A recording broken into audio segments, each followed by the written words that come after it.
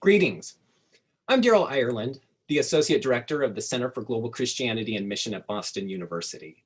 And I will be your host today in session 3, How to Leverage Archives and Collections on Christianity in China and Sino-Western Relations in the Digital Age. I'm glad you've elected to come to this panel because I think we're in for a treat. Remember, the aim of this workshop is not only to hear about the resources that are out there on Christianity in China, but we are trying to think through how the China Historical Christian Database can best mine the enormous collections and archives and libraries around the world. So as you listen, please join me in thinking about what it will take to turn traditional archival material into bits of digital data that can map places and people's relationships. Or to say it another way, how will we work with archives to repurpose parts of their collections so you and others can generate visualizations of when and where people were located and who was connected to whom? We welcome your ideas and your questions. At the bottom of your Zoom screen, please notice you have a Q&A button. Throughout this morning, I invite you to write your suggestions and questions into that box. That will provide rich material for further discussion with our wonderful panelists.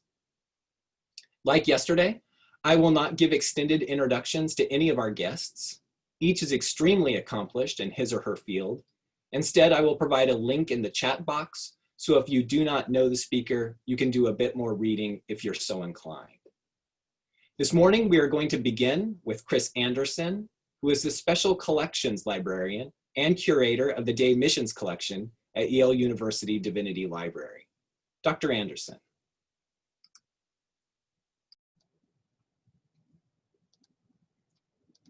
Thank you, Daryl. Let me get my slideshow here together. There we go.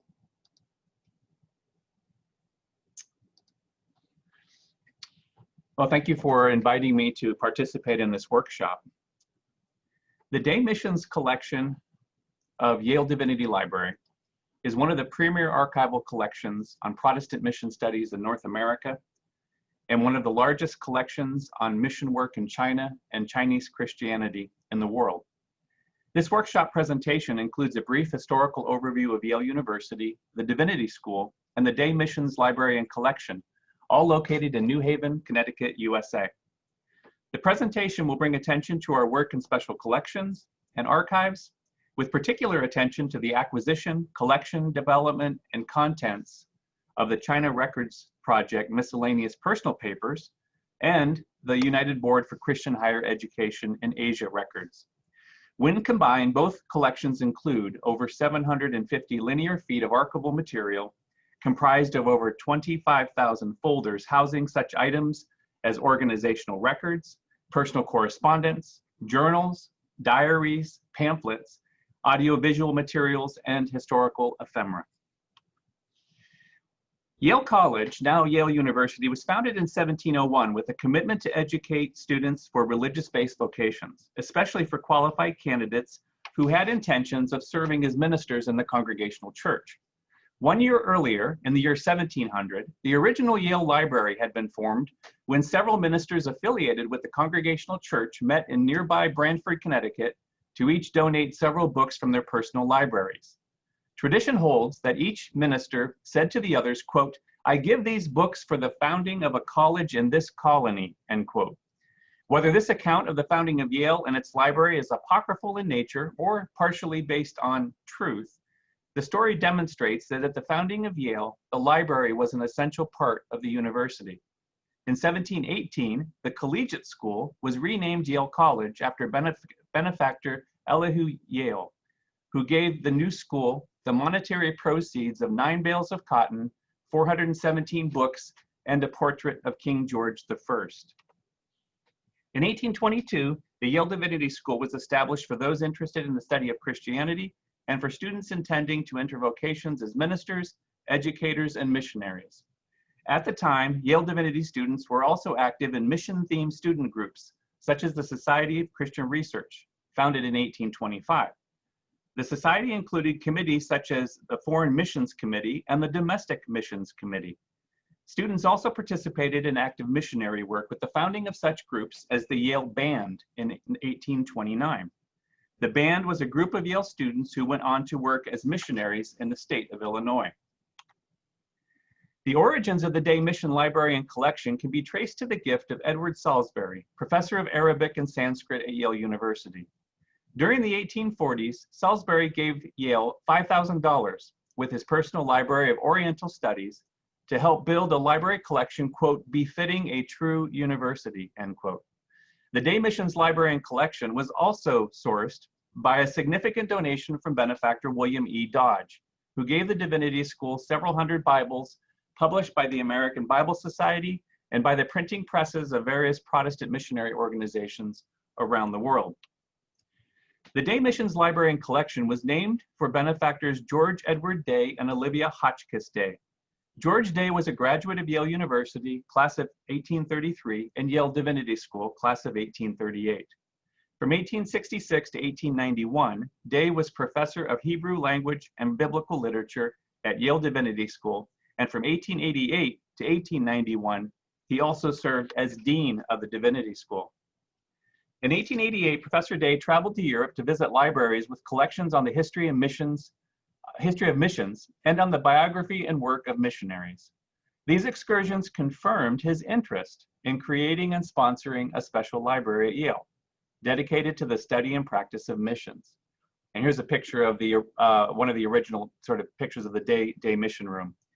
During this period, he was also actively collecting and curating his own private library of printed materials on missions. In March of 1891, Day submitted a formal proposal to the Yale Friends of Christian Missions group, suggesting the creation of a new research library. This proposal was accepted, and Professor Day then donated his personal collection of books to help source the new library, which later formed the core of what is now the Day Missions Library. By the 1890s, the Historical Library of Foreign Missions at Yale comprised, quote, the most full and complete collection of works on foreign missions in the United States and perhaps the world, end quote. Following the deaths of George and Olivia Hotchkiss Day, the Historical Library of Foreign Missions was officially named the Day Missions Library, after being funded by the estate wills of the Day family and an endowed fund of $100,000 raised by Yale Divinity School missions professor Harlan Page Beach. The first catalog, and you see an example of one of the volumes, the first catalog of the library appeared in 1892 and identified 1,500 volumes as part of this new Day Missions Library. The plan for the library was to grow its already significant research collection, which resulted in over 500 letters being sent to missionary agencies and institutions around the world requesting donations for their publications for inclusion in the collection. The Day Missions Library and Collection originally included the 6 categories of material, and you see those themes and categories in front of you. These are resources on the history of mission, biographies of missionaries, annual reports of mission societies, mission-themed periodicals, works prepared by missionaries for use by persons on the mission field, and literature on missionary work to Jews. The library also included materials on comparative religion, ethnology, geography, and cartography. The original Day Mission Library housed a working printing press, a photography room, a map-making room, and a carpentry shop. This so-called library workshop was designed to supply students with print resources on Christian missions, while also preparing students to go into missionary work with practical skills. So you could go to the library and learn how to do things, such as learn how to print, learn how to take and produce photographs, learn how to make maps. And so the result was a sort of a combination of mission resources and also practical experiences, printers, photographers, cartographers, and carpenters. In 1932, Yale Divinity School and the Day Missions Library and Collection were relocated from its location in downtown New Haven to a new campus on 409 Prospect, and you can see the quad on the left. By this time, the Day Missions Library and Collection comprised over 20,000 volumes. Today, the staff of the Yale Divinity Library are currently attempting to strike a balance of providing print-based and digitized resources to those who visit the library in person or online. The current collection strengths of the Day Mission Library and Collection include the documentation on the history of Protestant and Catholic missions, materials on religious work among college and university students, and New England church history and clergy biography. Our Special Collections Reading Room is a space where researchers can spend time, and we have limited access now in the COVID era, but researchers can spend time investigating archival materials on a variety of topics, including the history of mission schools and hospitals, the work of women in the history of mission, and the roles of missionaries in portraying non-Western cultures. And on the right, there's a class session with Professor Chloe Starr. We also have classes when we can in that space. As far as discovery, our Day Missions Library books can be discovered by anyone throughout the world with internet access by searching the Yale University Library Orbis catalog. And if you're interested in archival material, our archival collections can be reviewed and ordered, and even scans made by searching the archival finding aids at the Archives at Yale platform. The Yale Divinity Library also houses a comprehensive collection of mission-related microforms of archival materials held in repositories around the world. Additionally, grants from the Arcadia Foundation in 2009 and the National Endowment of Humanities in 2012 have supported the digitization of over 5,500 volumes of annual reports and mission periodicals of different agencies and church organizations. And those are available on our website, or you can contact me and I can put you in touch with those. Those are free and available currently. Sorry about that. Yale Divinity Library has been involved in many other collaborative projects over the years. My predecessor, Martha Smalley, who many of you know probably in this session, was especially active in establishing partnerships with schools and institutions around the world. Two examples include the International Mission Photography Archive, and you can see the sort of the front screen here, front page in front of you. And this was a collaborative project with several institutions and is based out of the University of Southern California. And the second collaboration was the History of Western Medicine in China project hosted by Indiana University, Purdue University in Indianapolis, Indiana. These examples spotlight how Yale Divinity Library has been an active participant in collaborative primary source projects, and we look forward to partnering with Boston University on the China Historical Christian Database project. A significant contribution to the development of resources on China at the Yale Divinity Library was the appointment of Dr. Kenneth Scott Latourette in 1921 as the D. Willis James Professor of Missions. Latourette specialized in the study of missionary activities in China, and his 32-page bibliography dedicated more than a third of the entries on resources related to China. In addition, two of the largest collections currently available at the Yale Divinity Library document missionary activities in China. These collections include the Record Group 8, China Records Project Miscellaneous Personal Papers collection, and the Record Group 11, United Board for Christian Higher Education in Asia Records. And here's if you were to use the Archives at Yale search tool, this would be the landing page for you as an example of what you would see. Let's talk for a moment about the RG8 China Records Project. In 1969, the Yale Divinity Library received the RG8 China Records Project papers. The collection included over 380 boxes of archival materials representing 325 individuals working in China and Protestant missionary as Protestant missionaries since 1834. The purpose of the China Records Project is to, quote, preserve the letters, diaries, writings, memorabilia, and informal publications produced or collected by Protestant missionaries in China, end quote. The project continues to have more material added to it every year to help preserve missionary records for access by researchers from all over the world. Records include biographical information, family and missionary board correspondence, diaries and journals, printed material, audiovisual recordings, artifacts, photographs, and maps. The China Record Project contains documentation on a variety of topics, including the siege of Peking in 1900, anti-foreign hostility in China from 1925 to 27, Japanese occupation of Nanjing, and the reactions of Chinese Christians and foreign missionaries following the emergence of communism. And here are a couple of examples of the material that one would find in Record Group 8 that we've scanned. This is an example of a scrapbook on the siege of Peking and during the Boxer Rebellion. And this is put together by American Presbyterian missionary Courtney Hughes Fenn as one example of the material that we could contribute again to this project with Boston University. Here's another example, Diary of Charles S. Heininger. Charles and Lula Heininger were Methodist missionaries in North China. And so here's, again, sort of some examples of the type of material that one would find in this collection that we hopefully will be able to help sort of contribute toward the project when we're ready to do that. Also want to mention the other component, which is the archives of the United Board for Christian Higher Education in Asia, Record Group 11. This archive represents the United Board for Christian Higher Education in Asia, the United Board for Christian Colleges in China, the Associate Boards for Christian Colleges in China, and earlier committees related to the formation of these boards. The extent of the collection originally included over 200 linear feet, or about 465 boxes of archival material. It now includes several hundred more boxes in the form of different additional addenda.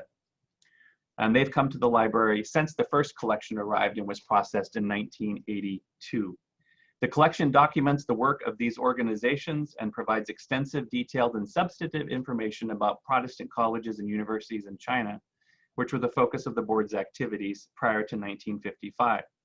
The strengths of this collection lie in its documentation of Protestant colleges and universities in China and American efforts to encourage their growth from 1922 to 1950. The collection includes correspondence, minutes, reports, publications, financial records, and photographs of a variety of the different colleges that are part of this collection.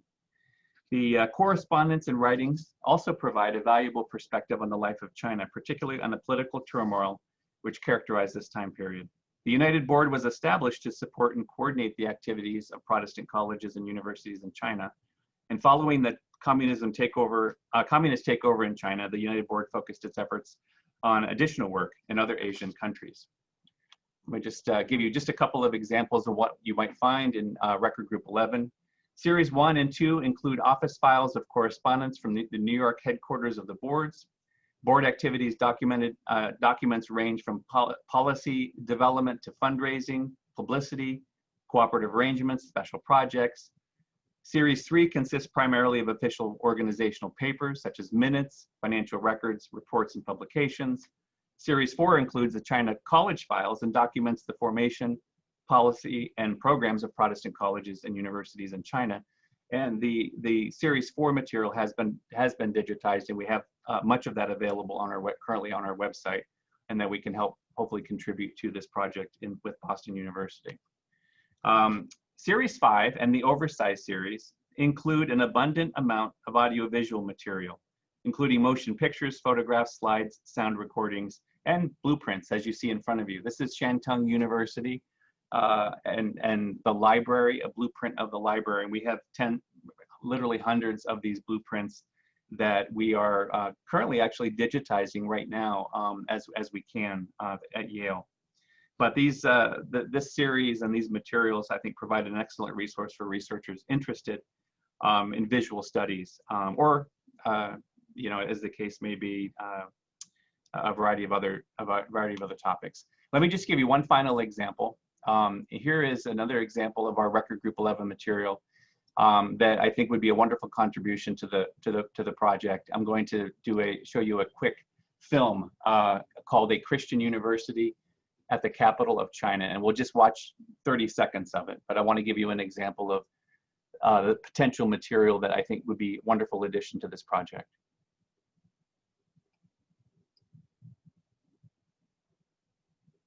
We've digitized several of these films, and this one is on the University of Nanking.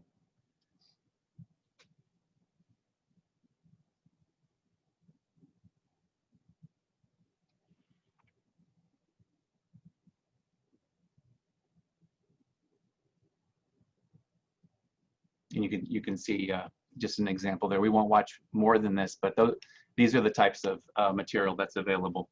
So in conclusion, participation in a collaborative project like the CHCD that documents and spotlights the historical spaces of mission in China, including custom lists, maps, and digital visualizations of missionary activities, as we know, can highlight the rich and diverse archival collections on China, and I think of the Yale Divinity Library. We look forward to working with the staff of CHCD and providing the project with digitized copies of relevant items from our collection. And here is our contact information.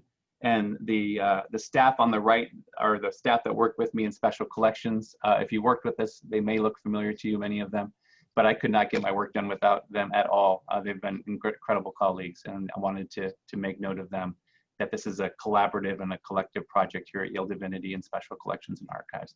Thank you very much. Wow, thank you, Chris. And for those of you who've been listening, if you're not as excited as I am, perhaps you don't have that archive bug. It makes me want to get in and dig around a little bit more. Feel free to put in any question and answers that you might have that you would like to direct specifically about Chris and some of the collections he had put up there, but I'm going to go ahead and jump in on one of the first questions. Chris, you've talked about a number of the digitizing projects that you've done, and I'm wondering if you can tell us sort of the type of digitizations done. For instance, the project we're working on, we're looking for places and people. So sort of proper names, dense, rich materials are really significant for us. Are the materials that you scanned, how do they do with OCR? Is there a way that we could begin to harvest rather quickly? How would you describe that? Yeah, I believe much of our periodicals, our digitized periodicals and our annual reports, thinking of names, and have been OCR'd. One example of a group of material that I think would be especially helpful would be the missionary directories, which we have digitized. Those are available. I did not show the sort of our page of digitized material on our library website, but we have, I think around 10 or so what are called sort of Protestant missionary directories, and those directories provide names, sort of stations, locations, organizations, sort of all right there, almost like a missionary phone book in a way. And so that's one example, I think, Daryl, of that I think could be mined, and you could spend hours, I think, just on those directories. That's true, and we have been spending hours. I have a fleet of undergraduate students working through those because they are incredible. You're right. Let me ask you one more question. In terms of some of the visual materials, this is so extraordinarily rich. As we're trying to figure out things like photographs, or now you've introduced film and things, how, as an archivist who cares about the metadata, and for us trying to figure out how do we record this in a database, how do you imagine, what would you recommend, or how should we be thinking about visual material, a photograph that may say at the back, this photo was taken in, Beijing, this date, and maybe it's this church building, or these are the people there. How do we begin to capture that?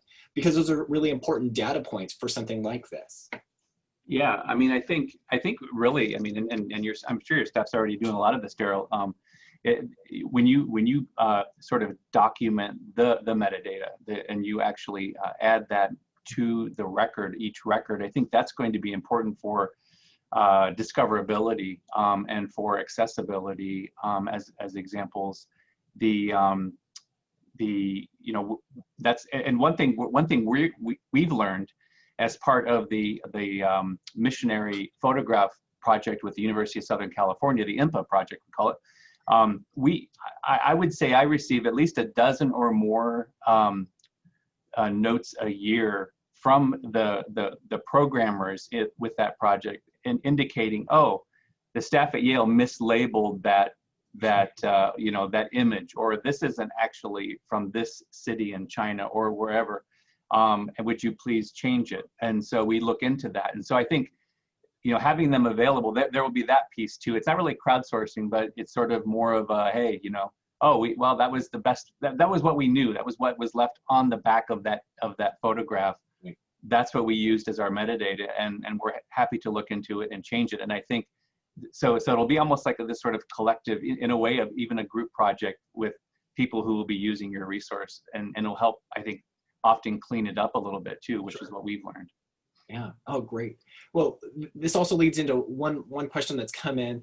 It's very exciting to know about your collection. Did you digitize Christian mission materials in Chinese? And how do you overcome the difficulty in language to catalog those materials? Oh, yeah, we've digitized a few things in Chinese, and also for example, some of our periodicals and mission reports will have both English and Chinese language, and so we have done some digitization.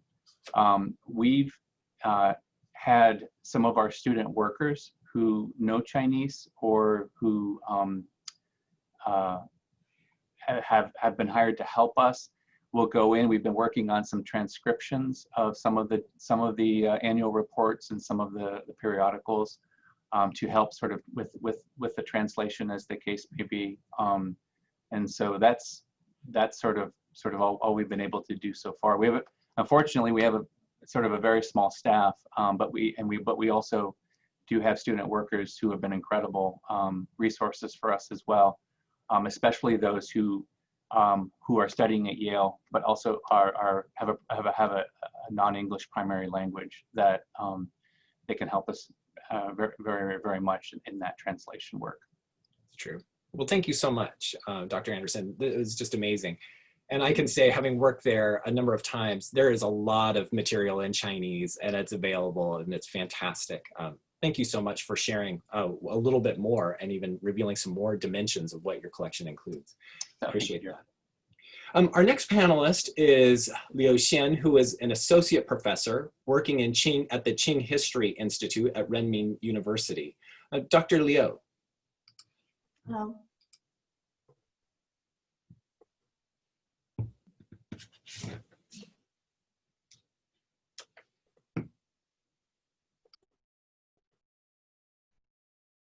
Good morning, everyone.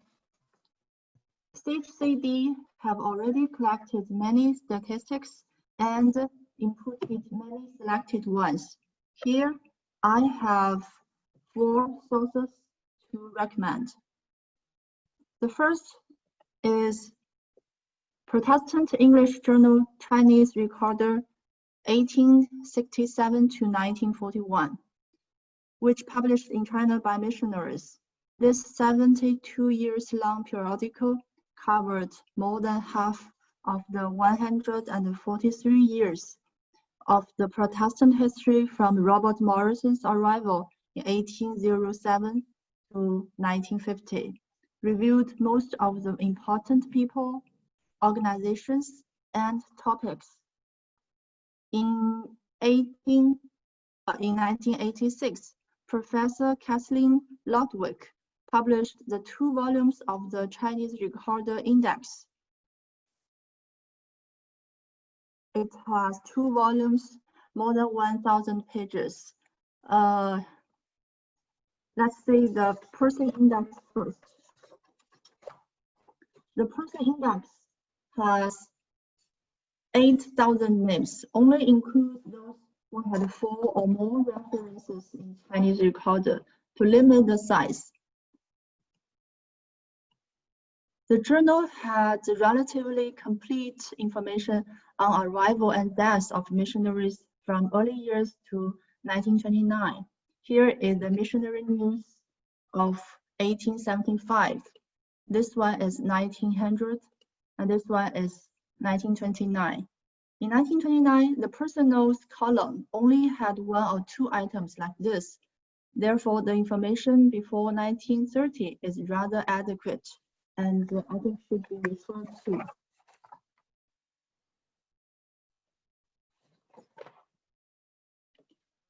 Let's say the missions and organization index. The Chinese recorder has 2 abbreviation lists, each with more than 600 items. Those are a great number of missions and organizations. And the amount is more than the DPMCG we are working with, which had around 160 in 1950. And it has CC also references to show different names of one organization, different abbreviations of one organization or related organizations. That is very helpful. The most interesting indexes are person by location, person by organization, and missions and organizations by location. CHCD will be a relational database. The information in this part, I think, is very useful. But some names in this part only has family name. It is hard to identify who she or he was. The importance of Chinese recorder drew attention of scholars from generation to another generation. When I was an undergraduate student, I began to read Chinese recorder, but it was in microfilm. It's inconvenient and difficult to read, actually, not clear. Professor Tao Feiya from Shanghai University applied a national grant and have done a very good research on that. Professor Zha Shijie from Taiwan University and his colleagues digitalized the whole set of Chinese recorder and made an index searching engine.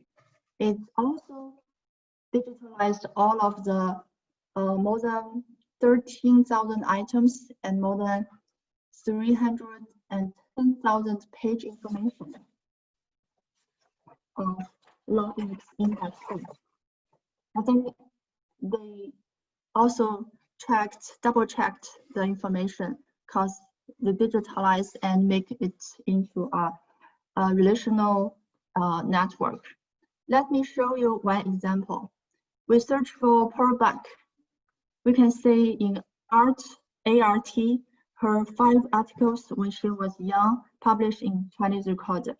And in COR, her response correspondence to the editor and LOC locations indicate her footprints in Anhui, Jiangsu, which is important information to the geography map of missionaries, which is the geographer part is also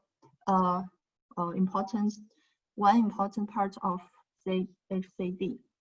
When we click on the ART and the OTH, all her 5 papers from 1923 to 1932, before she got the Nobel Prize, was shown, and other publications as well.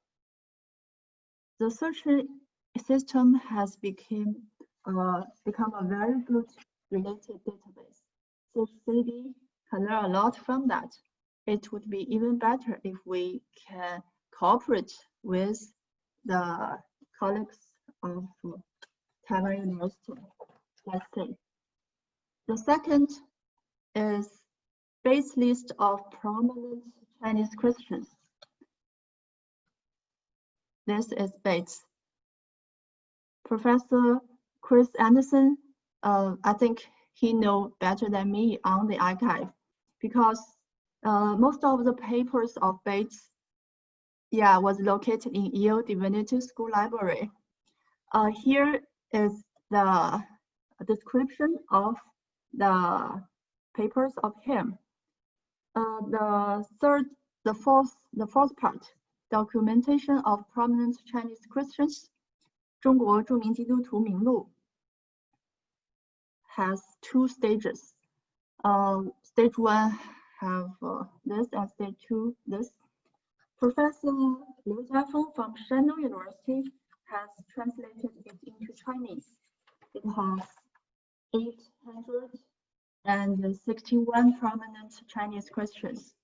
Some of them are prominent already in church, but more important, some of them are very famous intellectuals or scholars in Chinese society, such as Sa Zhenbing, a Marine general in Qing Dynasty, and Sa Zhenbing, and Pan Guangdan as a sociologist.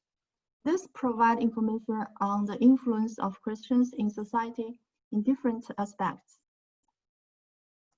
The third, Chronicle of Protestant Missions Development in China, 基督教传行中国纪年. The editor is Huang Guangyu. He already edited many other good books on Westerners in China. It is very helpful to use when we're importing data and make sure some of the Chinese name and date and the locations.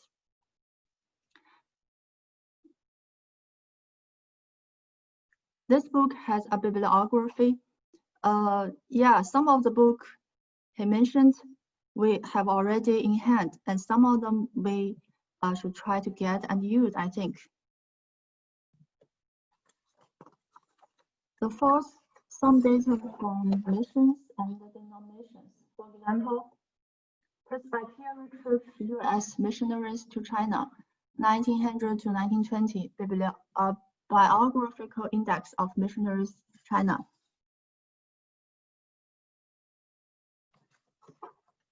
For example, John Langton's stories. It is good that the biography paragraph shows the citation of the information, so most of the information could be traced to the original place. In the website, it said there were more than 1,700 missionaries to China and Taiwan over the decades, including ministers, teachers, and medical personnel. It would be very good if the information could be certified and the data later could be shared with CHCD. I think 2 key points are very important: reliability and efficiency. With the more reliable sources, and I think we could push forward the project efficiently. Yeah, I hope more and more sources of other missions and denominations could be used by CHCD. And I also heard from Professor Chris Anderson, you have many directories. Yeah, that's very valuable information and sources for us to reference or use. Yeah, that's all. Thank you. Oh, thank you very much, Professor Liu. Let me just remind people, you can go ahead and can put in any questions that you would like. But one that surfaced that I think is relevant for what you presented, but also what we heard from Dr. Anderson, is this issue of how can people get access to some of the things that you've already named? So you introduced the how someone's digitized the Chinese recorder, and there's all of this data available. Would you be able to share with the audience? Could you send me, for instance, the various links of the places and the resources that you had, so that I would be able to share that with people who are interested in it? I could send it out to all the registrants. Yeah, sure. It has a link to, I think, search, but it is a database used by charge. My university, for my recommendation, they buy the database. Yeah, but before that, they have already buy the 75 volumes of the paper ones. So yeah, that's it. I can give the link. Yeah.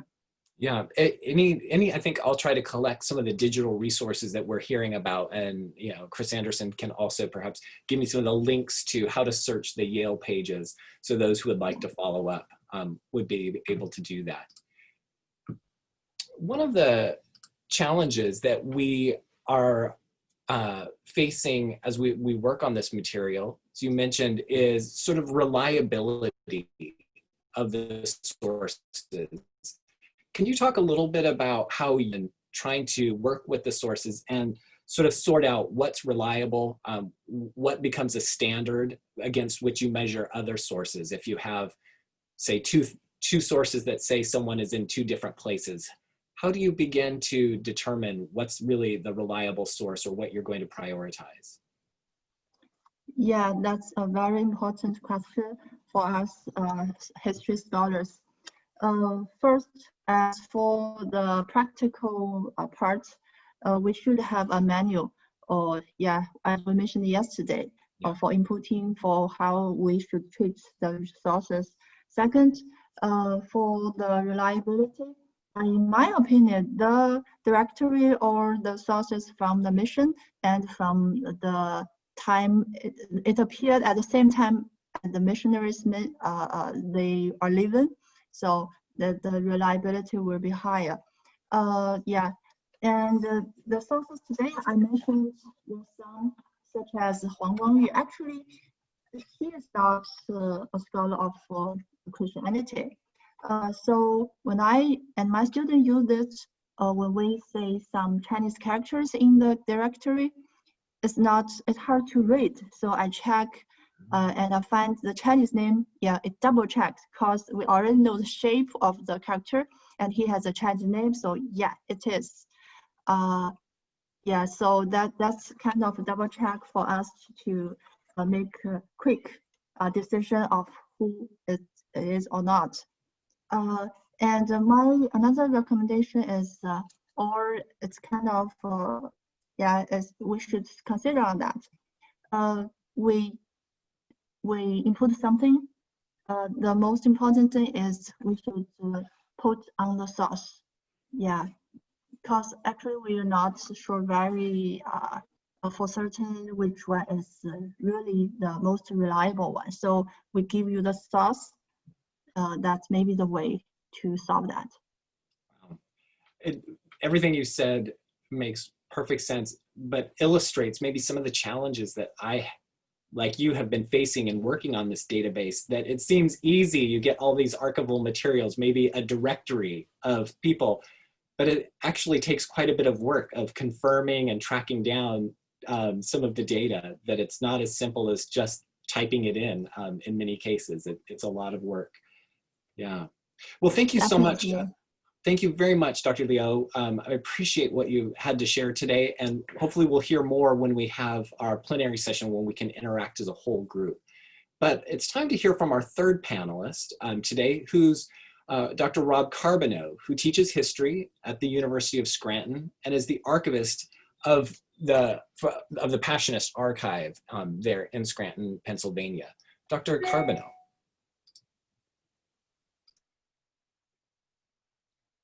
Yes, I am ready to start here. I'm glad to participate here. And can you see my screen okay? Yes. Okay. The multiple experiences of 116 missionaries over 31 years offers a vast freedom of historical interpretation.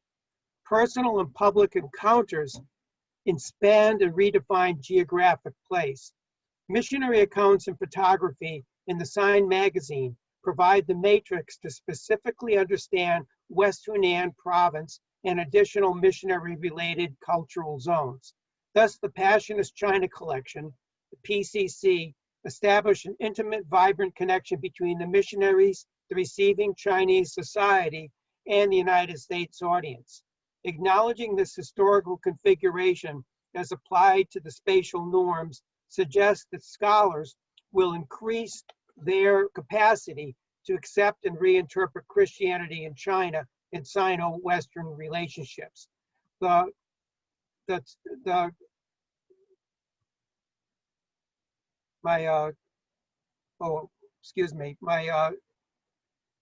PowerPoint, here we go.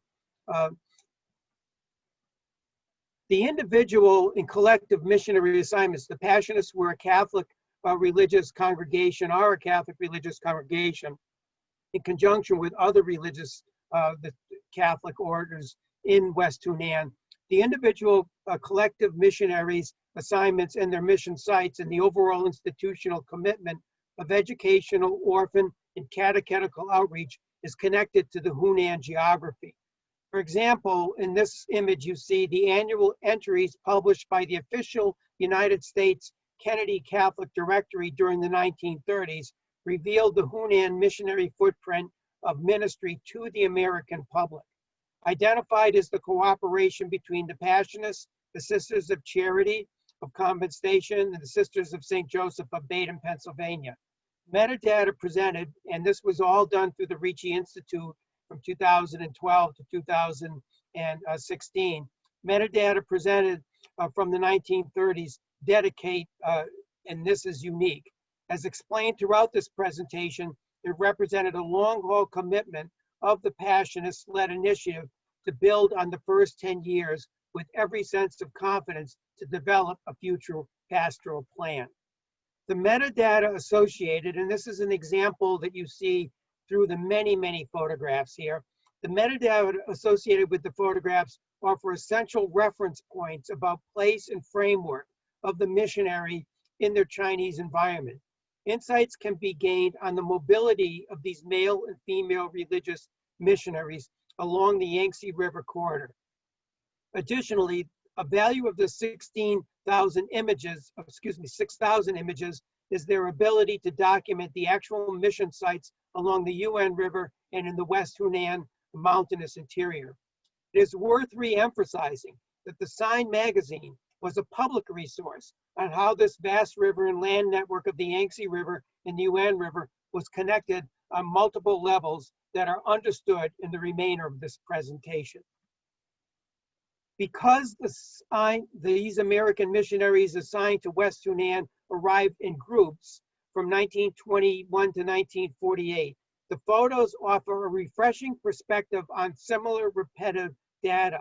In other words, these missionaries, as they would come in groups, would see the same places over time, and you can do a comparative understanding of these sites as they change and of these people as they change over time.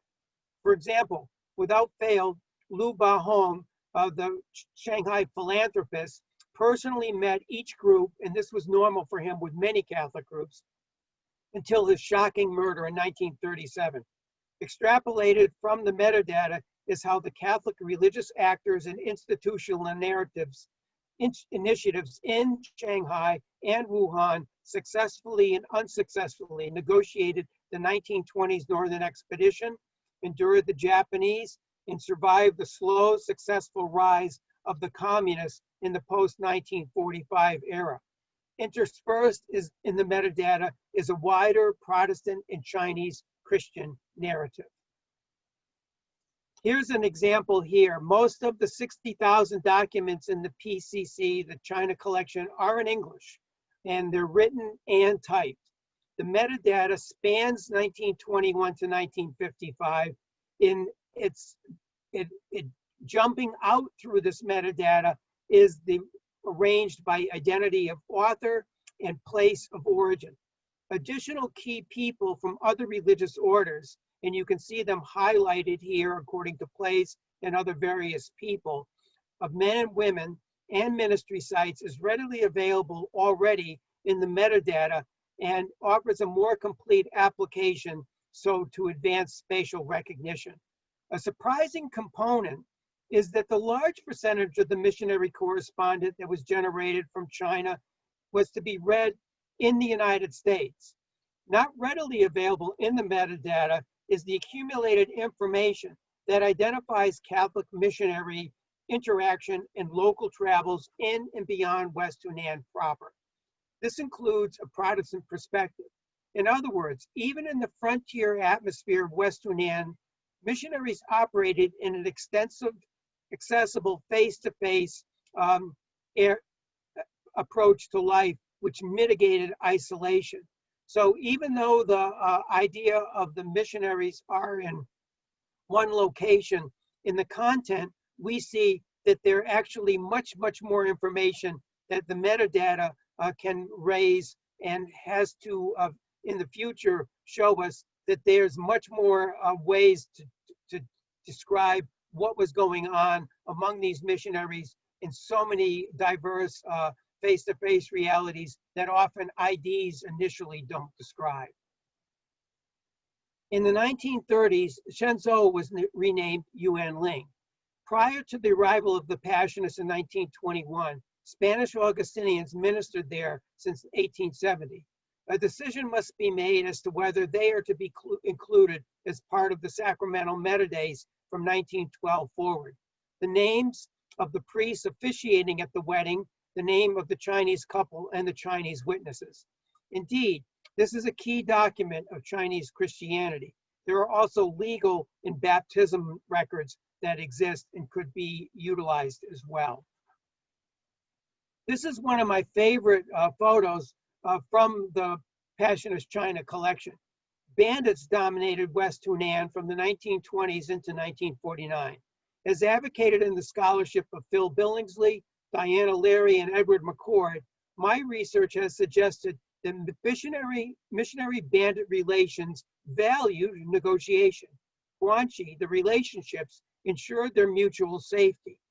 In this photo, we see the famed Hunan bandit, He Long, attending the Catholic wedding of a family member in 1924. This, of course, is before he became an active communist. In this capacity, He Long's march to Yan'an in the early 1930s wreaked havoc among these same West Hunan missions. Given the importance of bandit connections to the missionaries and vice versa in the social pulse of Republican China, scholars might have to ask themselves if such Chinese political actors are actually important parts and members of the spatial recognition code. More valuable than the Kennedy directory that was cited in slide image 3 are the cumulative annual reports produced by the missionaries. They were developed over time each year. They show full range metadata on personnel, ministry sites, and social connection with Chinese society. Although subject to incessant Japanese bombings from 1937 to 1945, Catholics in the Yuanling Vicariate never had to evacuate the West Hunan area. This makes this collection unique. In fact, photos and document metadata show that Yuanling became the temporary home for Yale and China based in Changsha. Likewise, the American Flying Tigers anti-Japanese fighters were based in Suzhou, and the Passionists there served as military chaplains. Metadata generated by the Sisters of Charity and the Sisters of St. Joseph allows us to follow their social mobility in ministry. Although the records are not as adamant as the men and rich or multiple as the men, the missionaries, from 1937 to 1945, the outreach of sisters shifted to the care of refugees.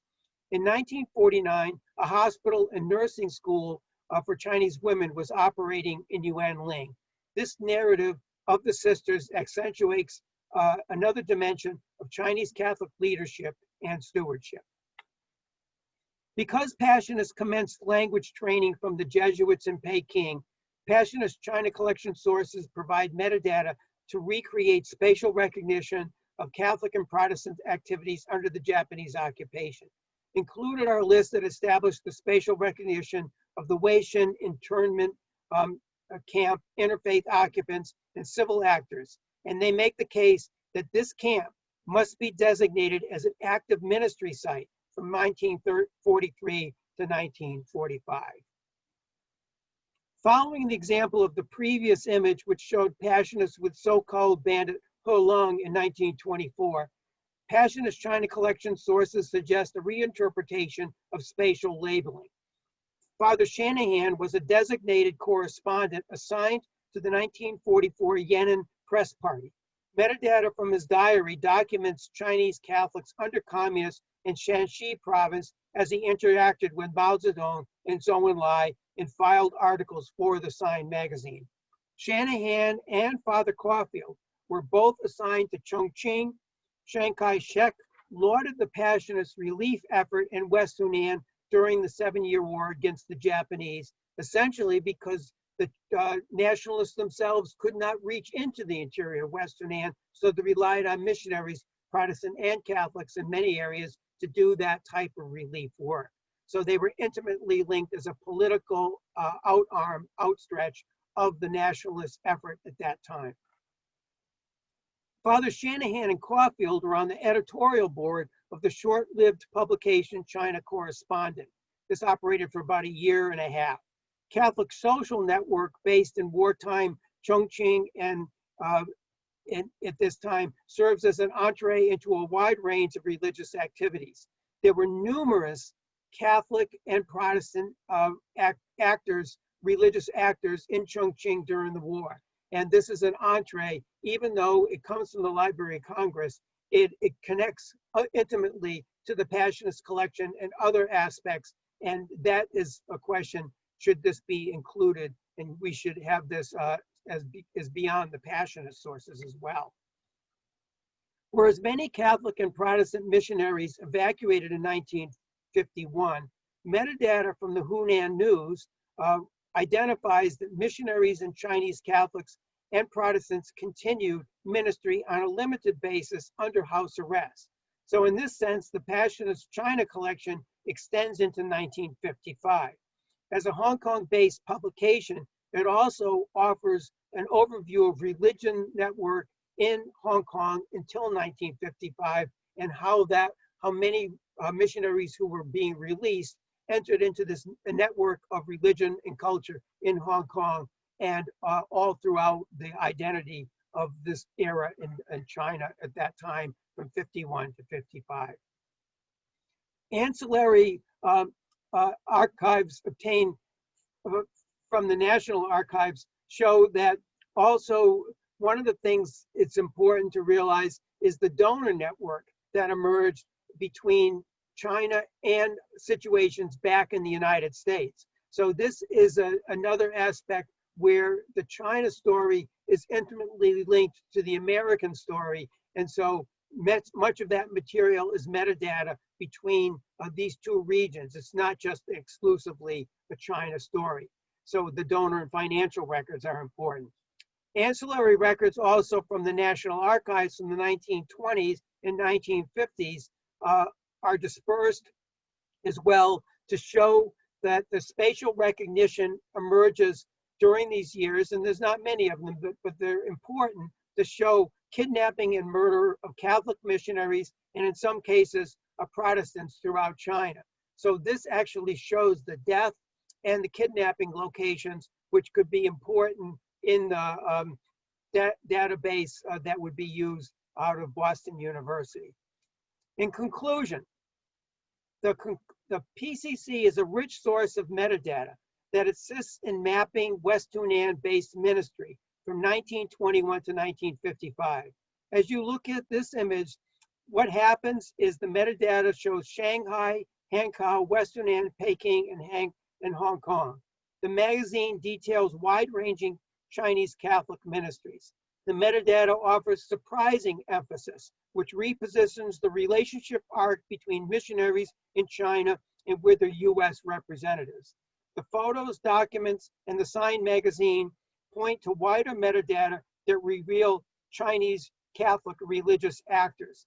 It illustrates the importance of mutual relationships, guanxi, between missionaries, believers, civic and multi-aligned military and political actors living, thriving, surviving, and dying during the Republican era, the Luan of that period. So the CHCD mapping presents opportunity to re-engage how the PCC seeks to sustain its historical resource for contemporary and future scholars and an ongoing legacy of Chinese historical knowledge and identity. So that is my presentation on this whole area of the source. Extraordinary. Thank you so much. And if you would like to post any questions for Father Carbonneau for us to consider, please go ahead and do that. It strikes me, as we've talked before, Father Carbonneau, that your intimate knowledge of this collection forces us who are thinking about using the materials I get both excited and overwhelmed simultaneously.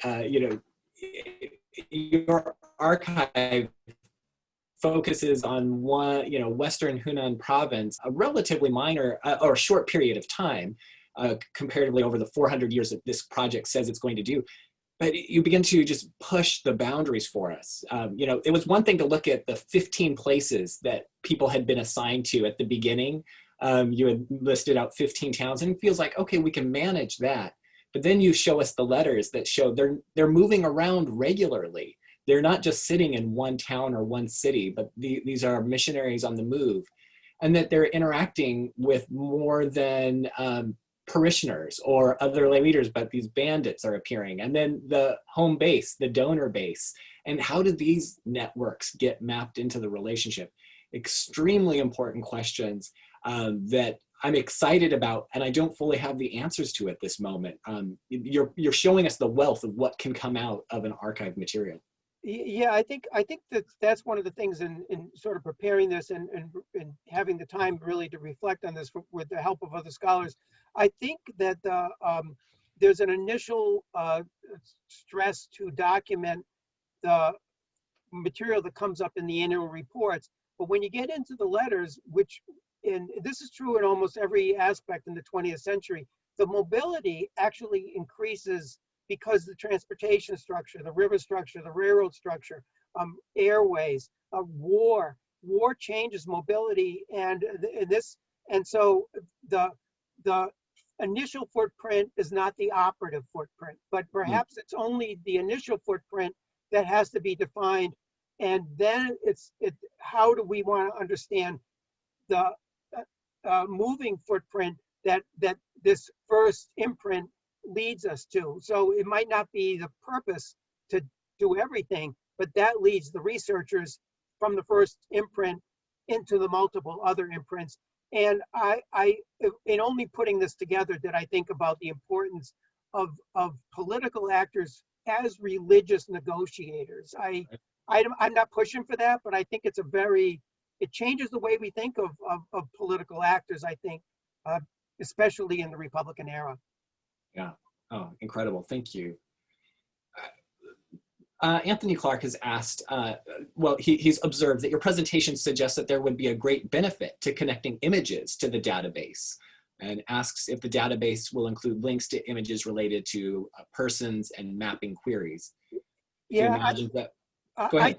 I think that the images, that's one of the things I think that you and I talked about, Daryl, I think over the course. I think the images exist already, and they're all digitized. The metadata is included. Where these images ultimately end up and the proportion of them, the percentage of them, that has to find a home, whether it's partly from the Ricci Institute, which collaborated with us, with the University of Scranton, or with the Passionist Archive website. We're not sure if it would be free access. We also have to have the staff to do this, because that'd be the next step of uploading. But the imagery is important, and it would have to find a home and a parameter of access and availability. But it is a rich aspect to actually look at, and that's an ongoing question that might be clarified through work with the mapping project. Yeah, well, thank you. And let me just also add, Professor Clark, that this is really an important question for us. And one of the reasons that we've convened the workshop at this moment is this is something we've run into, and we're asking ourselves, is the parameter of this project such that we want to include visual images? And partially we're looking for others to help us answer that. Is that something that's vital to your use of this tool? Is that important in teaching? So those are some of the questions that I want to push back and invite you, especially tomorrow as we gather together in our smaller workshop format, to really bring forward and say, this is an important part of my research or in my teaching. That's important to us. Father Carbonell, thank you so much for your presentation today. That was really helpful, just extraordinary. Thank you very much. Thank you. We are now going to finish today with Melissa Inouye, who is a historian in the Church History Department of the Church of Jesus Christ of Latter-day Saints, and a senior lecturer in the School of Cultures, Languages, and Linguistics at the University of. Dr. Inouye? Hello, so wonderful to see, not see everybody, but to see people here. I feel completely overwhelmed, actually, to be presenting in this group of super illustrious, much more experienced scholars. So just bear with me. So I've been asked to talk about working in Chinese archives, and specifically the archives with a local Chinese church, the True Jesus Church. and also using archives to kind of get at that. One thing that another way in which I feel inadequate is that the kind of resources that I've been working with are nowhere near as thick and deep as the ones that have just been presented. So this is kind of like coming at it from the other angle, I guess. The previous presentations talk about these amazing repositories, and I, coming from the other direction, I was trying to find out about this one little Chinese church, and I had to access a number of different things. So I guess it's the other side of the archival story. So the kind of network that I was researching is called the True Jesus Church, and it's an international research project because the founder of the True Jesus Church kind of went through 2 different churches before founding that church. So first, Wei Enbo, the founder of the church, was baptized into the London Missionary Society in 1903. And after that, I think around 1916, he became a member of the Apostolic Faith Church run by Bernd Bernsen in Beijing.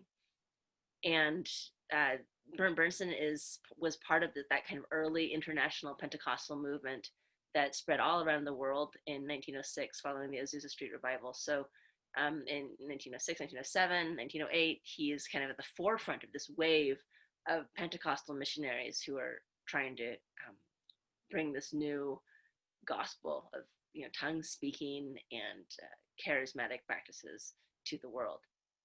So you can see when you research a local Chinese church like the True Jesus Church, it's not just a Chinese story. There are all these different aspects. And so today I was hoping to just do a little tour of 4 archives that I worked at with an eye to, how could thinking horizontally, thinking in layers, spreading out in space and relationships, how does that enhance the projects? And where could we go further with a project like this awesome database? So I really liked Professor Bull's presentation on GIS and his work. Although I've been a really bad digital humanities scholar, I've never mastered the GIS tools yet. But I think about this idea of spatial relation, and I'm really thankful to Professor Bull for bringing that up and for modeling that. So one thing that, just before getting into these, the 4 different archives as a sort of sampling, one thing that we can think about with regard to a Chinese archive is the source gravity. So my colleague Ryan Saltzgiver has this notion of source gravity is, every source has its own kind of pull. It's kind of pulling you towards somewhere. It's coming from a certain place in space. And the thing that we gain from sources that are produced by Chinese Christians themselves, of course, is a different set of concerns and a different set of what they're looking at. So, for example, I've worked with both foreign missionary sources and local Chinese sources. They're both essential. And what I appreciate about the local Chinese sources is that they have different, concerns. So often the foreigners are commenting on how weird Chinese is, or how hot it is, or, how valiant they are to be working in these very backward conditions or whatever. But, for the Chinese Christians, they're not thinking about those kinds of things. Their life is just their life. And they're thinking about other things, often talking to their grandmas about Christianity, or their grandmas talking to their nieces, and so on. So the other thing about Chinese Christians is they tend to name personal names because they know the names, because often it's hard to tell someone's name if it's just being kind of relayed by a missionary, and often missionaries don't bother to name names of Chinese Christians that they're working with, just in a casual context. Of course, lists and registers are different. They tend to give specific place names, and they tend to be connected to other social networks, which have their own kind of gravity. So here we are starting the tour of the archives. So the first time I ever worked in a Chinese archive seriously was in the Nanjing Municipal Archives.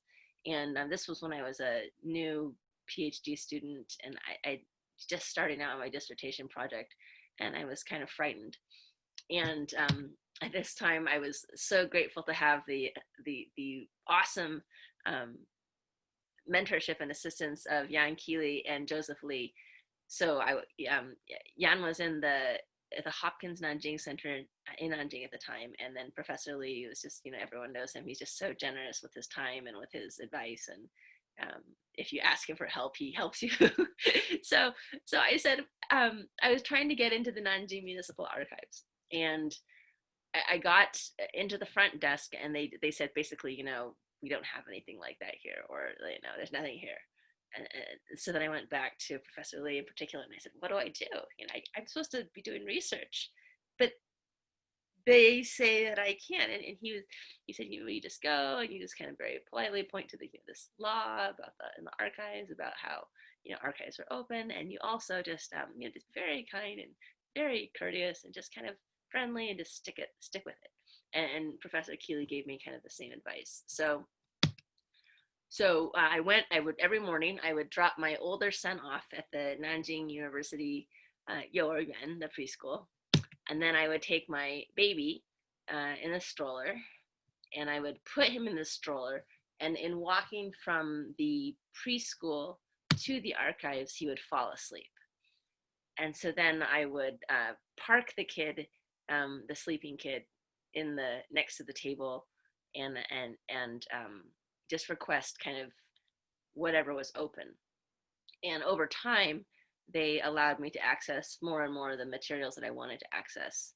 I don't know if it's because they're like, oh man, let's get this lady out of here. She's got this kid, he's gonna start crying anytime, or what. But over time, I think just building a relationship with archivists helped me to see the stuff that I wanted to see, which was really interesting. So the stuff that I wanted to see was the records of members of the True Jesus Church in Nanjing. And I was coming at this from the kind of literature on the True Jesus Church at this time, really focused on a kind of sociological perspective. Why are these people, why are they so into healing, exorcism, and speaking in tongues? And one kind of common way of thinking about this was, well, maybe they're super, they're deprived, they're poor, they're uneducated, they need health care, and so this is where they turn for their solace and for help with life.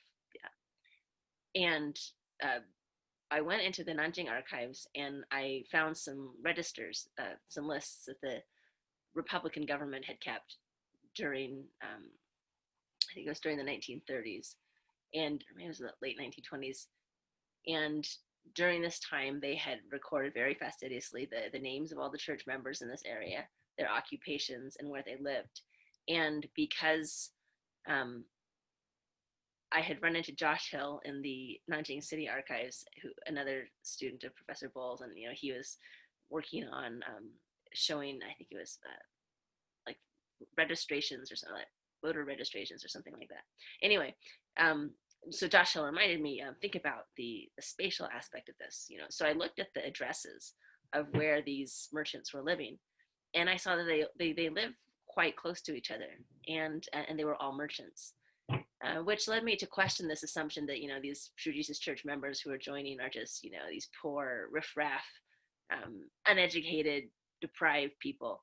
It seemed actually like they were part of this thriving business community, and that these church networks were overlapping with commercial networks, which changed my view of the True Jesus Church at this time and what the appeal was. This is when the kid was not sleeping. Sometimes I had to leave the archive because he woke up early. So the second archive is the True Jesus Church headquarters in Taichung. And here I think, again, we have a really great example of, native churches or native Christians tend to care about different things than the foreign missionaries. And also, they are not just native churches. The things they care about are quite interesting. So in the archives of the True Jesus Church in Taichung, which are pretty significant because, as you know, in 1949, when a number of people left the mainland, the situation in the PRC changed, and throughout the Cultural Revolution, for example, many records were destroyed. So the records in Taiwan, which never had a Cultural Revolution, were much more intact than records in the PRC. So here we have a picture of one of the archives copies of one of the early church publications from 1919. Or maybe this one's 1920. And over here, this is kind of interesting. You see on the left-hand side, there's this column, and it lists the members of the True Jesus Church, and you'll see that everybody has the same surname, which is the same surname. If you think about it, it's also the first character in the names of Jesus, Yesu, and also Jehovah, Yehovah. So at this point in time, they wanted to like literally take upon themselves the name of Christ, the name of God, and so they all took on this surname, this first character in their names. This is just an example, for example, of how of the richness of these Chinese sources, and also the difficulty sometimes, like, this is a period in time in which everyone had the same name. Like, how would you put that into the database? Everyone has the same surname of Ye. Would you even include that? Because they didn't do that forever. They did it for about 2 to 3 years, maybe 1 to 2 years actually. So anyway, it just shows the many possibilities and the interesting things going on here. And one thing that I also love about these kind of Chinese publications is, they're supposed to be this little tiny exclusivist esoteric sect, and yet they're also opining on global events. So, for example, in one of these articles in Global Church Correction, the church's publication in 1919, Wei Enbo, the leader of the church, criticizes the Western nations and also Western Christians for the fiasco that is World War I. He says, "Why did Europe and America and all the countries raise war? Because in each country, leaders of the church frequently promoted patriotism. They were all led astray by the devil. Therefore, they killed people and shed blood." And this is kind of part and parcel with the True Jesus Church's claim to be the only true church on the whole earth, claiming that Western Christianity had become unmistakably corrupted through its association with political forces, which we saw actually in Father Carbona's presentation, and through the kind of corruption of the so-called, they would say, Christian nations like Germany, America, and so on. So I just love this, because this kind of local, tiny, little sectarian group in China is thinking about these big questions. They're thinking about Europe, they're America, they're plugged into the news, and they also have relationships with other churches, as we can see. So the next example is another example of archives and a kind of point of inflection in terms of thinking about who's there and what the connections are, is the Wuhan Municipal Archives. And I did this work, and I found a number of sources from the 1950s, and right during the Three Self-Reform movement, like in 1953, and also some from just before the Great Leap Forward. So I guess it was like some anti-rightist materials in 1957, 1958. So the really interesting thing about this situation is here in Wuhan, and a number of the True Jesus Church headquarters was actually located here at this time, because the church in Beijing had come under some government scrutiny, and the top leader, Wei Enbo's son, had been imprisoned. So now here we are in Wuhan, and the headquarters of the church are here, and also the local church has always been here.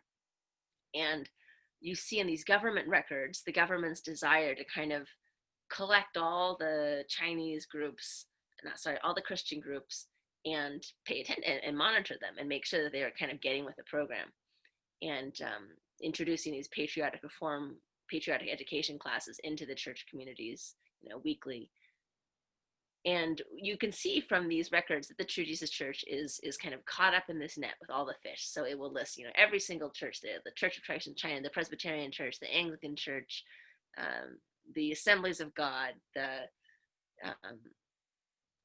Juhui Suo, little flock, and all manner of kind of Western run and local churches. And the True Jesus Church is just one among this list of the churches in Wuhan that are now kind of on the radar screen of the government. And it's not happy with this. The True Jesus Church has always seen itself as being completely apart from all these other churches because it's the one true church. So I had some difficulty getting into the archives because for the same reasons.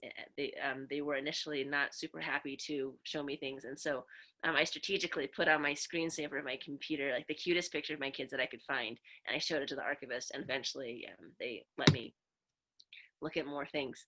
So here you can see that the True Jesus Church leader, Li Zhengcheng, wants to say that we are actually not Christians, from in an English term. And he's actually saying we're not Protestant Christians, Jidujiao. We are not Jidujiao, because Protestant Christianity, Jidujiao, is an outgrowth of imperialism. Our organization is created by Chinese people themselves, and in the history of its development, its fundamental nature is different. Therefore, Christianity cannot represent the interests of the masses in our organization, and is even less suited to leading the masses of our organization in anti-imperialist, patriotic political study and thought reform. So in other words, the True Jesus Church, you can see them kind of collected together with these other Protestant groups. And the True Jesus Church is trying to figure out how to explain to the government that it's different from these churches, from these other, heretical, non-authoritative groups. And so they go so far as to say that we are not Jidujiao. We are a completely different Hui, a completely different organization. And they try that, but it doesn't work that well.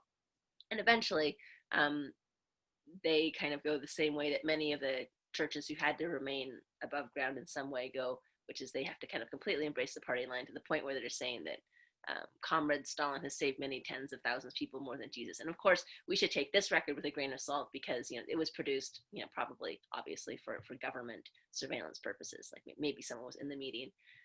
So what they say is probably not what they would say if they were not on our record. But be that as it may, this is the kind of way that the True Jesus Church went during this time above ground. So the last, I've got to be done. Great, am I? So the last kind of archive is the Beijing Municipal Archives. And here I think we have this really great, anyone who's worked in the Beijing Municipal Archives, I think thinks they're dreamy. I think they're dreamy. I love them. I did not have to show pictures of my children to get access to these things. And it was just, you just walk right in, you start using the archives. It's fantastic. So the thing that I loved about thinking about the city of Beijing and getting into the lawsuits that Bernd Berndsen leveled against Wei and Bo for a loan that Wei and Bo had taken from Bernd Berndsen is the closeness of this neighborhood. So Wei Enbo, he theoretically broke from the London Missionary Society, which was at Sitiko. And after he broke from the London Missionary Society, then he, went to the Apostolic Faith Church. And after he broke with that church, he then formed his own church, the True Jesus Church. But when you look at the map of Beijing, you see how close all three of these things are. I walked it myself. It's like 5 minutes, to walk around this whole area where Wei and Bo had his shops, where Bernd Berndsen had his Apostolic Faith Church, where the London Missionary Society had their church. And when I was reading these kind of court documents where Bernd Berndsen was complaining about, going to Wei and Bo's shop and finding him not there and talking to his wife and so on, you could see how closely they lived together.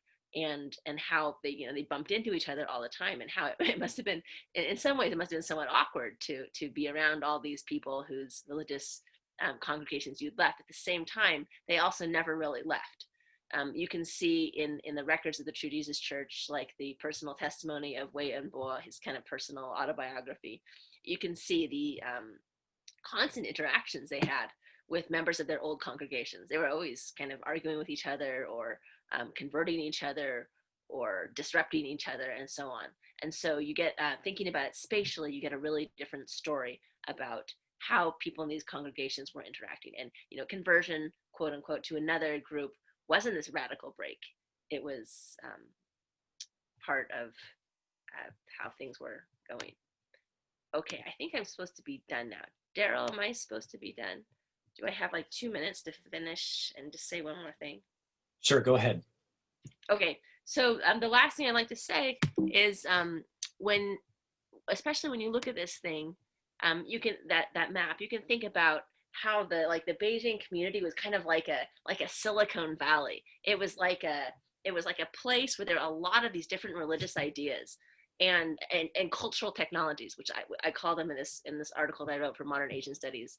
Like for example, the London Missionary Society taught Wei and Bo how to create your own governing system, right? How to do church government. The Apostolic Faith Church, with the tongues and the charismata, it's like an indicator. Like, how do you know the Holy Spirit is with you? You start speaking in tongues. That's amazing. From the Seventh-day Adventists, they learned how to kind of create this separate society with their own separate practices, that kind of in some ways transported the church in China to the Holy Land. Made them one with this kind of milieu that Jesus had lived in.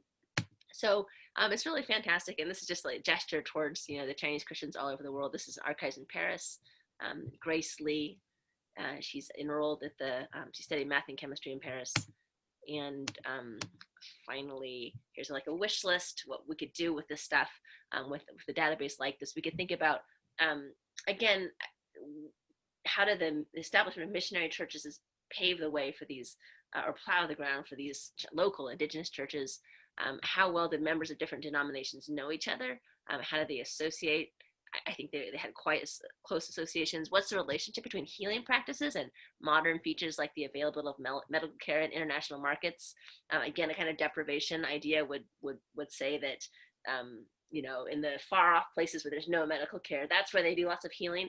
But I almost think that it might be reversed, because it's a technology. So maybe in the most international, most cosmopolitan cities, that's where you see, a ton of healing and speaking in tongues. So that's basically it. Thank you so much, Melissa. That's fantastic. And I appreciate that wish list at the end. That's exactly what this database, why it energizes me, and why I'm excited about this project, because it is fun to begin to imagine. What if we could begin to do a query that allows you to see a map of where the True Jesus Church is appearing year by year over time, and were there other churches around there, and how close were they, and or were they moving into new directions, new territory? Really fascinating. There's a lot of exciting stuff here. Hopefully we'll have a chance to explore that more in our plenary session that's going to start in just a minute. So we're going to go ahead, give yourself a stretch break if you need. The session 4 is going to join us in just 60 seconds or so, and we will have a conversation among the 4 panelists here and the 4 panelists in section 4 who were talking about networks and how those were evolving. So I will see you here shortly. Thank you so much, everyone.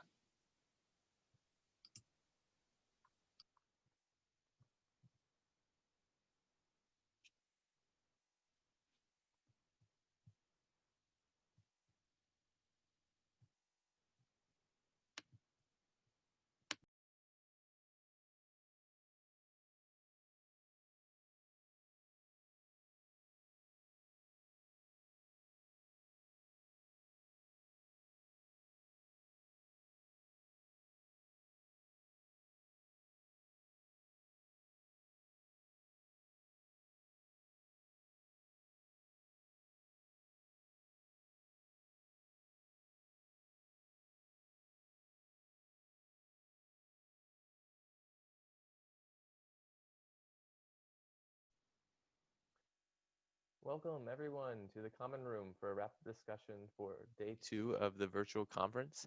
I know we packed a lot of information into these short hours, but I for one have really enjoyed this time. So thank you all for participating and being part of this meeting. Now for this last 30 minutes, we're gonna be opening up the floor for questions and comments about what has been presented thus far. So just a reminder to keep things orderly. I'm going to be moderating the questions.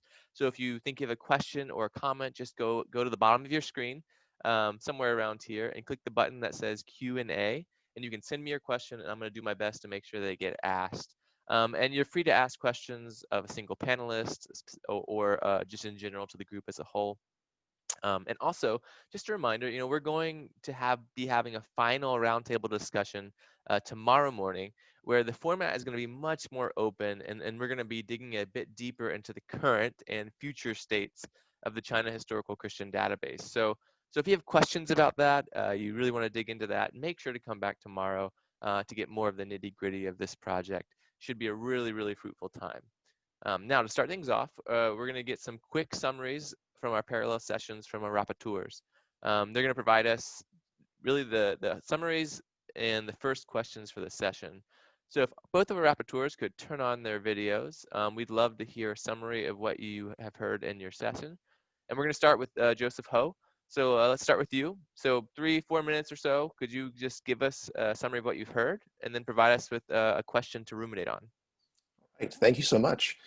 So this is very challenging because the session was so rich, so diverse, and I'm really excited for this. I'm Joseph Ho from Albion College in Michigan, and our session focused on sources. So we heard from Dr. Anderson, Chris Anderson at the Yale Divinity Library, and Dr. Anderson talked about the Day Missions collection, the kind of rich, long-term collection of Protestant materials, many of which focus on China, as well as the United Board for Christian Higher Education in Asia, and thinking about the kind of institutional as well as personal connections that these materials in the kind of tens of thousands indicate and represent for us. And this is a collection that also is considering the kind of multimedia nature of these materials, whether they're personal letters, whether they're photographs or films, and then the kind of futures of digitization when it comes to making these materials accessible to wider publics and wider audiences.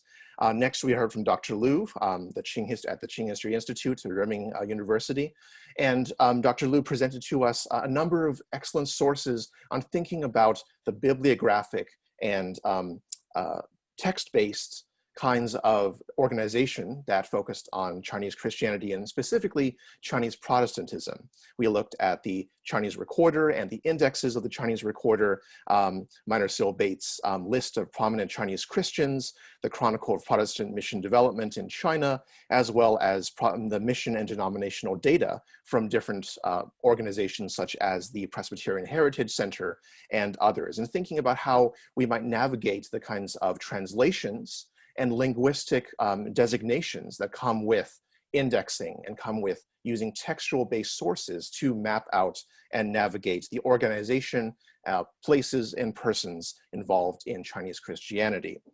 Next, we heard from Father Carbonneau, who is involved with the Passionists and the University of Scranton, and looking at how a specific Catholic order in one region of China in a kind of 2-decade span can produce an amount of rich material focusing on photographs, on personal diaries, and different encounters with non-Catholic groups, whether these are political encounters with communists or nationalists, as well as Protestant groups, but thinking about how these kinds of encounters are embodied in a single archive and a single collection of one order that also gestures at the richness and diversity available to us as scholars in thinking about just one order can produce so much and yet trace all of these connections both within China and across the Pacific to the United States and American communities supporting these missions.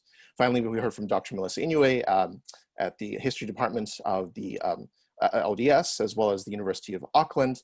And Dr. Inoue really took us in a different turn in thinking about how to read backwards from these larger archives at spaces in which Chinese Christianity is more fluid in terms of its locality, in terms of its indigenous identity, and reading backwards against these multiple directions that we've seen from mainline groups or from larger institutions to recover how we might think about Chinese Christianity as mapped in different sectarian terms in not just a Chinese story, and recovering from different archives, the bits and pieces that might point us toward thinking about the internal and external voices of indigenous Chinese Christianity over layers of linguistic use, over layers of commercial contacts, as well as a regional and even neighborhood-based community building in using the example of the True Jesus Church.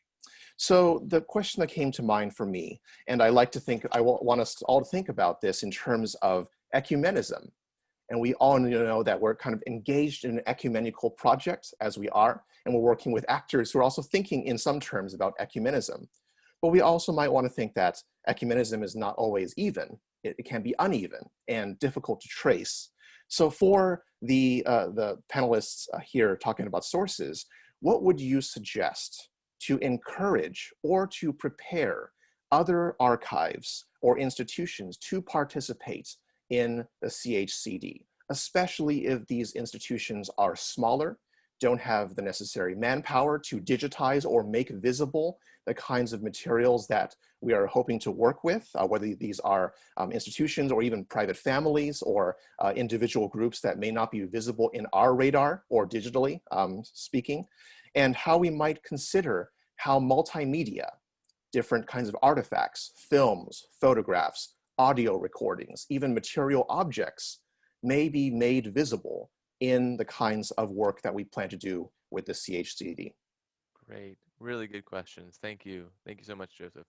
All right, well, please do keep that in mind. I'm gonna actually throw a shortened version of that in so people can in the chat so people can keep that in mind. And then I'm going to go and turn now to Yanrong Chen. And could you please share with us what happened in session 4 and what question you'd like us to ruminate on? Yes, Alex. Good morning, everyone. I'm very glad to be here to report on the 4 presentations in session 4. The focus there is research going along with the database building. We've discussed the case studies and how scholars approach databases with the research questions. So first we have Eugenio Menegan. Eugenio has sampled a variety of historical figures, places, and travels to envision the significance of a database or a digital platform like the CHCD on how it can capture the dynamics. Although briefly, Eugenio has brought up an unsuccessful delegation sent by the Kangxi Emperor to Pope Clement XI in the 18th century in a big context of Chinese rights controversy, which was an issue being globalized of that time. Eugenio has showed rich elements that can lead us to explore the global connections incorporated in the history of Catholic missionaries before 1800 through parameters such as where, who, and how to capture information of geolocations, such as Catholic churches in Beijing and individuals like missionaries and Christians, roles like procurators and envoys, and roads or voyage connecting China, Japan, countries in South Asia, and so on, all due to the expansion of Catholic missions. Then he showed us that we can do is first to extract data from sources such as biographies and the bibliographies. Then those data can be converted and put into database. This is how we can do, and this is what we can envision for the future of the CHCD. The second presenter is Gatin Jami. Gatin has revisited a big project on individuals' mobility and the circulation of knowledge in late imperial China from the angle of the history of science and the intellectual history. In her project, Christian missionaries also played a major part, but people also from other socio-professional backgrounds, such as officials, medical practitioners, craftsmen, and their Chinese students. Then the knowledge there is a bit different from our folks so far as the knowledge relevant to science, technology, and medicine in China. So her concern was to find how geographic moves of people and the production of knowledge can be built up. The results of that project was also a relational database. Then Gatin has shared with us her experiences from the project. For instance, she showed us that they used entity names as a method. So what Gatin did was to extract entity names of people, places, and dates relations from her sources and encode them into the database. Gatin also introduced other projects like text tagging tools on Marcus and a new mapping chain project created by Mario Gams. For the third presentation, we have Alex Mayfield.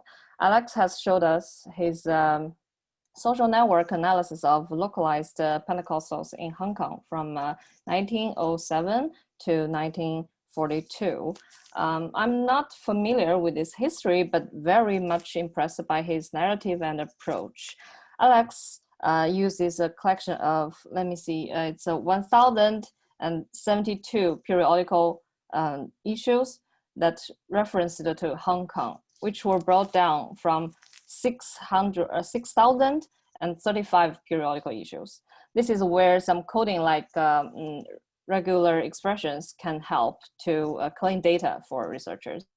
Then the database, Alex told us the database already shows some relations between individuals, but for more informal relations, then the network analysis is needed, for which Alex coded some queries for further exploration. Then through multiple modes of analysis, Alex has come up with, he showed us several beautiful social network graphs that was created on Gephi, and that can illustrate different sorts of changing relationships among local Pentecostals during that time. So from the local relations uncovered, Alex has highlighted the global nature of the Pentecostal movement in Hong Kong, concluding with the influence of the global environment. Our last panelist is Chris White. The case of Chris is also a local one, but in Fujian. He also has another project in process at Purdue University that maps religious sites in China. Combining his study focusing on Fujian in 19th and 20th centuries and the digital project, Chris has utilized the sources of local history to research relations and networks among Christians there, Christians of different congregations. One prominent factor to study Christian communities there is genealogy. So you would have interesting findings from sources about, for instance, a church building and its patron family, congregation that had religious leaders in one family or two married families from one generation to another. So the study of Chris is a great example for us to use geolocation data, traditional sources, anthropological investigation, especially voices of local communities, but also to use digital humanity methods with data to show religious sites of different kinds that are beyond the Christian religion and China. So departing from the case studies of our panelists, I'm thinking the question at the high level is how do we use biographical and spatial data covering Chinese and non-Chinese historical individuals, institutions, how to build this database and a web-based interface like the CHCD to break down this question into smaller pieces. Then we need to revisit it, smaller pieces like the standardization of data input and the design. I'm also thinking, in addition to ask what a database could do, what if we ask alternatively as researchers and teachers, what do we not expect a database to do? After all, each scholar has his or her own agenda while using a database. I'm just trying to see if we think differently from another way, can we bring down the answers for when brainstorming. So this is the end of my reporting, Alex. Thank you so much. I went ahead and threw a shortened version of your question into the chat so to help everyone see it. And thank you for your summary, both of you. Really, really helpful. And now I'd like to basically turn to the to panelists. I want to throw both those questions back out to you. You know, what would you suggest? I think from Joseph Ho, ecumenism is not even, and archival sources are not distributed evenly across the Christian tradition. So how would you suggest or encourage or prepare maybe some of these smaller archives or smaller holdings to be involved in a project like this? And what kind of efforts could we be made to help make multimedia objects available? And then to the second question from Yan Rong, how do we break down some of the technical tasks needed to build the biographical spatial database? There's a lot involved here. And then also, even once we figure out that problem, what are the limits of a database like this? I saw in the chat a short answer from Melissa Inoue. Professor Inoue, would you like to chime in and expand on that? Yeah, I actually don't think it might be easier than you think to get smaller.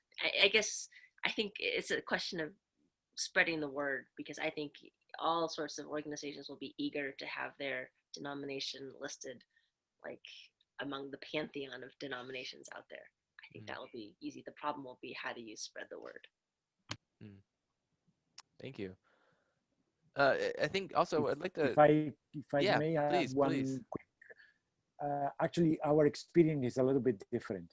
In fact, as I mentioned yesterday, there are some congregations that are worried about what is happening in China today, and they are concerned about how data might be used in China by the government. And so I don't know.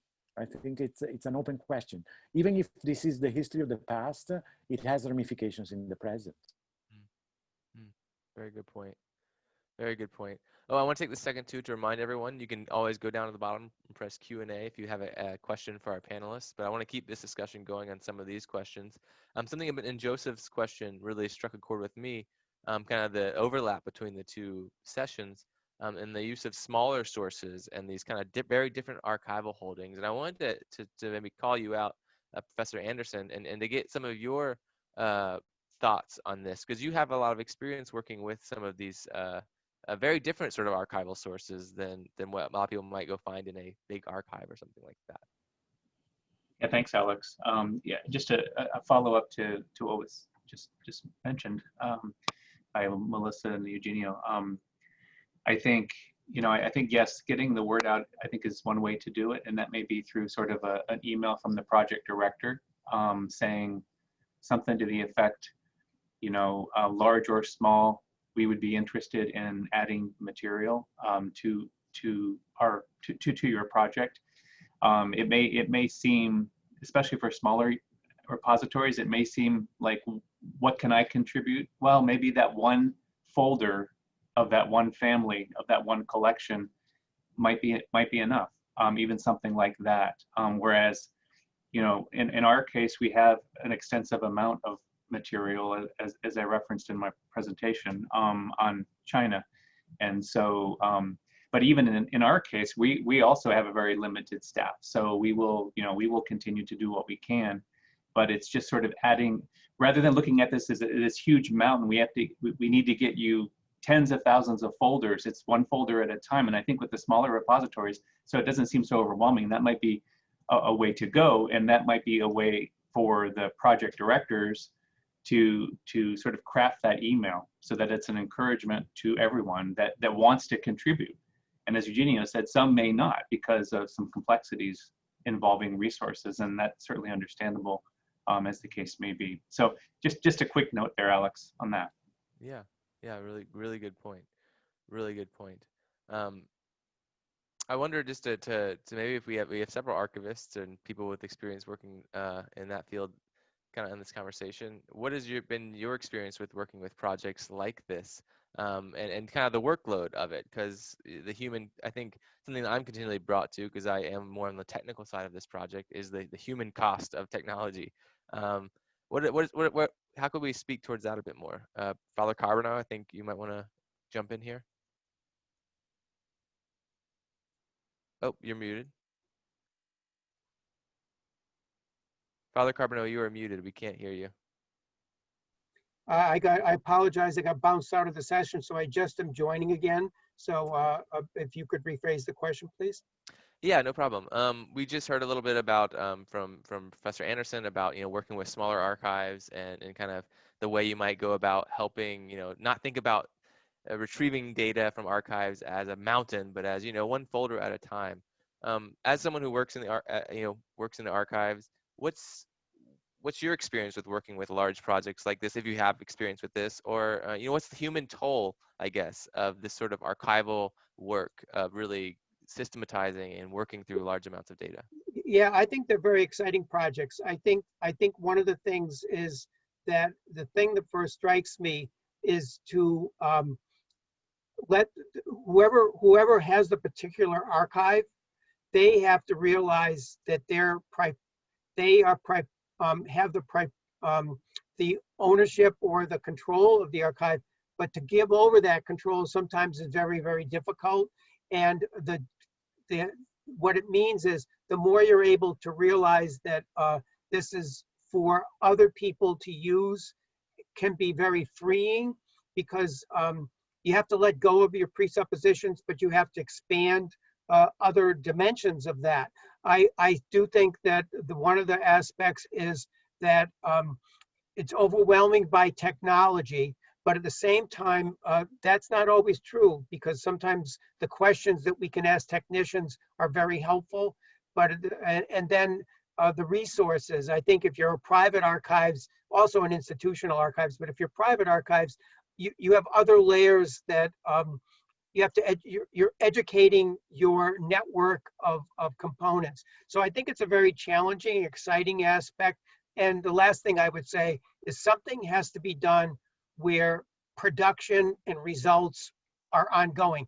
Everyone is better excited when they see actual results that are tangible. So you cut back sometimes for greater good and results. Yeah, I like that idea about, sometimes we go for the large thing at the end of the tunnel instead of breaking our task into smaller, fruitful, milestones along the way. Great question. Did any, towards these two questions posed by our two rapporteurs, any other panelists have any thoughts? Because if not, I want to move on to a question that we have in the queue. All right, I'm going to go to the question. Then this one is, wait. Sorry, I wanted to say that it is very important, this is to address Joseph's question on ecumenism, that we really break one major difference in the scholarship between, and the bibliography and so on, between the Catholic enterprise and the Protestant enterprise. So what this project is doing is really important because it's bringing these two together. They have historically worked separately. Also for practical reasons, linguistic reasons. The Catholic enterprise is in French, German, Italian, very little English in the end, whereas the Protestant is much more in Northern European languages and English. And so really, I think breaking down those will also bring us to see if there were interactions, what were the conflicts, and also eventually localize things more. In the questions that have been posed by Professor Valusi was, do we see other religious groups that are interacting, Buddhists, Taoists, and so on? Especially in the 20th century, I think this happens more and more, and it is quite important. And I hope we will talk about what database does not do as well, because we should have that clear, but I don't know if there are people who have ideas on that. Thanks. That's a good, actually, before we move on, I would like to actually pose that, because we had a lot of people talking about databases and working from them. I am continually interested in this question of what is the limitation of this? I mean, we're historians, we're not data scientists. So what is the gulf between the two?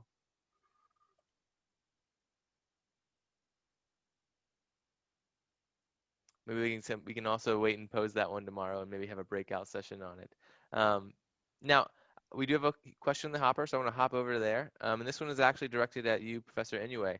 The question is simply this: have you tried to map the distribution of the True Jesus Church when sources permit? And what's your takeaway in attempting it, and what was the difficulty? I haven't tried to map it because I was just kind of overwhelmed because they're all over the place.